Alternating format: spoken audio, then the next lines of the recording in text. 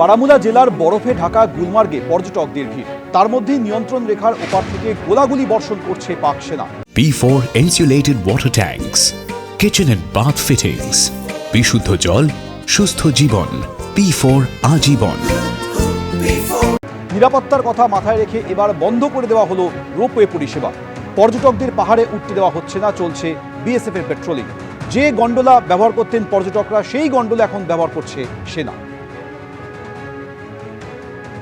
কাশ্মীরের বারামুলা জেলার বরফে ঢাকা ফরওয়ার্ড পোস্ট, সেই বরফে ঢাকা ফরওয়ার্ড পোস্টে ঠিক যেভাবে পর্যটকরা যান, যেভাবে এখানে গন্ডোলার সাহায্যে পর্যটকরা পৌঁছান, ঠিক একইভাবে বিএসএফ তারাও যখন তাদের ডিউটি পোস্টে যাচ্ছেন তখনও একই পন্থা তারাও অবলম্বন করেন।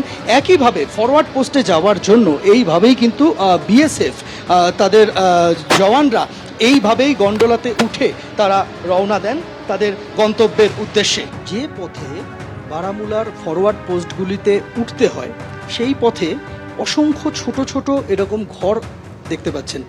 এই ঘরগুলো মূলত হচ্ছে গুর্জর সম্প্রদায়ের মানুষজন, যাদের জীবিকা পশুপালন, ছোটোখাটো চাষবাস, এবং এখানেই তারা জীবিকা নির্বাহ করেন। এবং যখন ঠান্ডার সময় থাকে, অর্থাৎ নভেম্বর, ডিসেম্বর, জানুয়ারি, ফেব্রুয়ারি, মার্চ পর্যন্ত তারা পাহাড়ি উপত্যকা ছেড়ে নিচে নেমে যান, কেননা সেই সময় উপত্যকা পুরো বরফের চাদরে ঢাকা থাকে। এরপরে তাদের ফিরে আসার কথা, অর্থাৎ এই সময়, যে সময় আমরা এখানে রয়েছি, যে সময় দুই দেশের মধ্যে, ভারত এবং পাকিস্তানের মধ্যে উত্তপ্ত পরিস্থিতি তৈরি হয়েছে, তখন তাদের ফিরে আসার কথা থাকলেও তাদেরকে এই মুহূর্তে ফিরতে নিষেধ করা হয়েছে, সেরকমটাই সূত্রের খবর। কেন নিষেধ করা হয়েছে?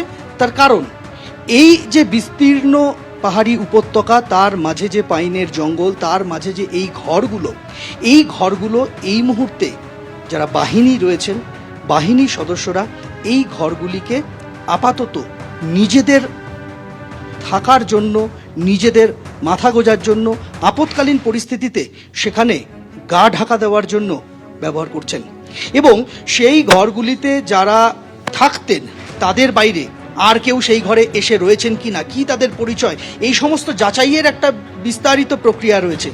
সেই বিষয়টাকে এড়ানোর জন্যই আপাতত যারা এই সমস্ত জঙ্গলের মধ্যে ঘরগুলিতে থাকেন তাদেরকে বলে দেওয়া হয়েছে যে আপাতত তারা যাতে নিজেদের বাড়িতে না ফেরেন, তারা যে উপত্যকার নিচের দিকের অংশে রয়েছেন সেখানেই থাকেন। সব ঘরেই দেখতে পাবেন যে এই মুহূর্তে বন্ধ রয়েছে। যারা পশুপালন করেন তাদের ঘোড়া এবং গাধা, এই সমস্ত কিছু এখানেই রাখা থাকে, কিন্তু এই মুহূর্তে কিছুই নেই, পুরো শূন্য, খাঁ খাঁ করছে। পাহাড়ি যে পার্বত্য জঙ্গল, তার মাঝখানেই এরকম ছোট ছোট ঘর আমরা দেখতে পাচ্ছি। এই প্রত্যেকটি ঘরই কিন্তু এই মুহূর্তে ফাঁকা রয়েছে। তার কারণ পুরোটাই এই মুহূর্তে বাহিনী, কোথাও বিএসএফ, কোথাও ভারতীয় সেনাবাহিনী, তারাই এই গোটা যে জঙ্গল, তার দায়িত্ব, তার নিরাপত্তা, সার্চ, কম্বিং অপারেশন, স্যানিটাইজেশন, এই সমস্ত কিছুর দেখভাল করছে। প্রীতম চক্রবর্তীর সঙ্গে সন্দীপ সরকার, এবিপি আনন্দ, কাশ্মীর।